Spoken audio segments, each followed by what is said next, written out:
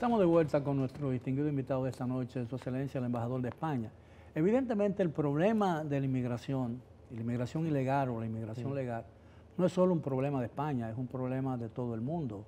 En toda Europa hay realmente mucha alarma y mucho temor por el hecho de que la inmigración descontrolada trae mucha transculturización, trae amenaza de terrorismo y muchas otras cosas, incluso el problema del desplazamiento de mano de obra nativa, aunque yo sé que en Europa más gente está muriendo de la que está naciendo, ¿no? O casi igual, y es necesario para mantener los ritmos de crecimiento de la economía y mantener la producción en niveles aceptables, se necesita de mano de obra. ¿De qué manera España controla ese fenómeno? Bueno, nosotros somos un país somos un país de migración, y hace poco en el programa, en esta entrevista, estábamos hablando de los españoles que han llegado en sucesivas oleadas a República Dominicana y a otros países del mundo, y somos un país más recientemente de inmigración. Desde los años 60, son años de fuerte crecimiento económico, España deja de ser un país de migración y empieza a ser un país de inmigración. Lo que se explica además por su cercanía con el continente africano y por su cercanía, en este caso no física, pero sí cultural, con el resto de Iberoamérica. Nosotros lo que hemos intentado hacer es una política migratoria de carácter integral que se basa básicamente en tener en cuenta los múltiples aspectos que genera las cuestiones migratorias. Por un lado, la necesidad de atraer mano de obra para aquellos sectores productivos en España que necesitan esa mano de obra, fundamentalmente las campañas agrícolas o personas que poseen determinadas cualificaciones que no se encuentran suficientemente en el mercado laboral español. Y por tanto, esa faceta de cauces legales es una faceta muy importante. Una labor de integración para que el inmigrante, cuando llegue a España, pueda integrarse adecuadamente en nuestra sociedad, y luego una lucha contra la emigración irregular que se hace a través de muchos elementos, ¿no?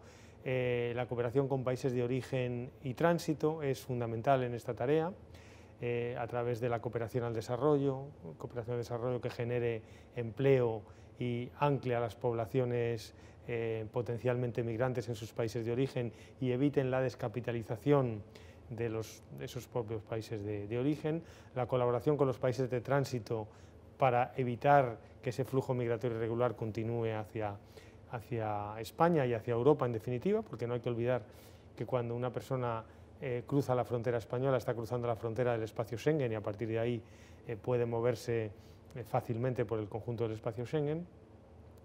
Y colaboración policial con los países de origen y tránsito, equipamiento técnico, patrulleras conjuntas, inteligencia conjunta con esos países de origen y tránsito, es decir, una amplia panoplia de instrumentos que van desde los cauces legales, la lucha contra la migración irregular, la cooperación con países de origen y tránsito, la cooperación al desarrollo. Todos esos elementos tienen que ser tomados en cuenta. Pero uno de los controles, supongo, más eficaces es la cuota, ¿no? España se impone una cuota para inmigrantes.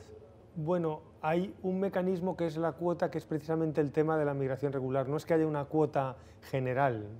España no tiene una cuota general de migración. Lo que sí tiene es, para aquellos sectores productivos que se sabe que van a requerir mano de obra de fuera de España, sí que hay un mecanismo con unos números identificados para facilitar el acceso al mercado laboral. La inmigración hay dos tipos de inmigraciones actualmente en Europa. El resultado de la inmigración de países de mano de obra que va en busca de una nueva oportunidad que no encuentra en su país, y el otro como resultado de la guerra y de las guerras civiles en el continente africano, ¿no? Que está trayendo mucha división incluso a nivel de la zona euro. Sí, España sí tiene una cuota para eso, se fijó una cuota, ¿no? Bueno, lo que sucedió es que efectivamente a raíz de la guerra de Siria, muchas personas se desplazaron de Siria huyendo de la violencia, de la guerra o de la persecución, ¿no? Se trasladaron, salieron de esa zona de de Siria, de Líbano, de esa zona, y se fueron hacia los países cercanos y intentaron llegar a Europa fundamentalmente a través del Egeo o a través de Turquía. Y se produjo un flujo migratorio masivo en aquellos años. Ese flujo era un flujo mixto, era un flujo que era migratorio propiamente dicho, perdón, era un flujo de asilados, sí, de refugiados de la guerra, de personas que buscaban el estatuto de asilo o protección temporal porque salían de la persecución o de la guerra o de situaciones de violencia, y también había junto a esas personas otras que respondían al modelo tradicional de migración para buscar unas mejores condiciones de vida, mejores oportunidades de desarrollo y de vida personal, ¿no? Pero por tanto, yo creo que es muy importante decir esto, que estamos hablando de flujos mixtos, estamos hablando de flujos de solicitantes de asilo y estamos hablando también de personas que buscan migrar por lo que es la migración tradicional. En ese contexto, el problema se planteó a escala europea, cómo respondía Europa ante este desafío, y la Unión Europea estableció primero lo que es el derecho de asilo. El derecho de asilo es un derecho individual de las personas, no, en fin, para todos aquellos estados que somos parte de los convenios de Naciones Unidas sobre derecho a asilo, pues estamos obligados a conceder asilo en aquellas personas que concurran determinadas circunstancias. Y luego se planteó una cuota para aquellas otras personas que habían salido de esos países, de manera que la carga no recayera siempre en los mismos países. La realidad es que la inmensa mayoría procuraban ir a países del norte de Europa porque pensaban que tendrían mejores oportunidades, y eso hizo que hubiera muchísimos migrantes y solicitantes de asilo en Alemania fundamentalmente, en Suecia también, ¿no? Y la Unión Europea decidió un reparto de la carga, decidió que se establecería un reparto de la carga a través de unas decisiones que adoptó el Consejo de la Unión Europea, y a España dentro de ese reparto de la carga le correspondió una determinada cuota. Pero no hay duda que en Europa hay un problema que tiene que ver con la resistencia de cierta migración para adaptarse a la cultura y a las normas que existen en los países donde residen. Por ejemplo, Francia, y no es su caso, por ejemplo, con el tema de que los estudiantes musulmanes van con su vestimenta, a veces las mujeres se cubren y usan las típicas vestimentas islámicas, y que van en contra de las normas y las costumbres europeas, ¿no? Y eso ha traído muchos problemas. No sé si es el caso de España. Bueno, la migración española inmigración hacia España es una inmigración que no ha planteado los problemas que ha planteado en Francia o en otros países, porque tiene un origen distinto. La inmigración española es sobre todo de otros países iberoamericanos, países que no plantean en relación a España un problema de diferencias culturales. Y también tenemos inmigración procedente de otros estados europeos. La comunidad extranjera más numerosa en España es Rumanía. Tenemos 1 millón de rumanos en España. Muchos gitanos, ¿no? Dentro de esa comunidad rumana hay algunos de etnia gitana y otros que no lo son, ¿no? Pero en España no se plantea este tema de la asimilación, porque el origen de esa migración es una migración de países culturalmente cercanos. Hay dificultad en España, hay un problema que tiene que ver con el retiro, ¿no? Y las pensiones. Sí. Por razones económicas, durante la administración del señor Rajoy, se elevó la edad de pensión, del retiro, y eso ha traído muchísimos problemas. ¿Cómo ha abordado España esa dificultad? España tiene, como muchos otros países europeos, un problema de tasa de natalidad.